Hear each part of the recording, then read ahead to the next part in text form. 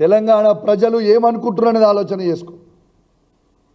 ఇవాళ వాళ్ళ PCC president అయిన మహేష్ గౌడ్ గారు మా కాంగ్రెస్ పార్టీకి సంబంధం లేదంటాడు.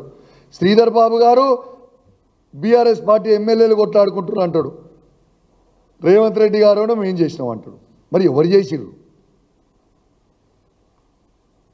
మీరు ఎన్ని చెప్పినా ఈ తెలంగాణ రాష్ట్రంలో 10 నియోజకవర్గాలలో బై ఎలక్షన్లు రాక తప్పవు. మేము 10 నియోజకవర్గాలలో మళ్ళా బీఆర్ఎస్ పార్టీ జెండాలు ఎగిరేక తప్పదని చెప్పి ఈ సందర్భంగా తెలియజేస్తా ఉన్నాను. ఖచ్చితంగా బై ఎలక్షన్లు వస్తాయి. ఖచ్చితంగా కేసీఆర్ నాయకత్వంలో గట్టిగా పనిచేసి బీఆర్ఎస్ పార్టీ జెండాలు ఎగిరేస్తాం. రెండోది, నువ్వు గీ మాటలు చెప్పుకుంటూ గీ భయపెట్టించదలుచుకుంటే నీకు నా సంగతి బాగా తెలుసు రేవంత్, గుర్తుపెట్టుకో. ఏదో ఓ రోజు ఖచ్చితంగా బాధపడతావు.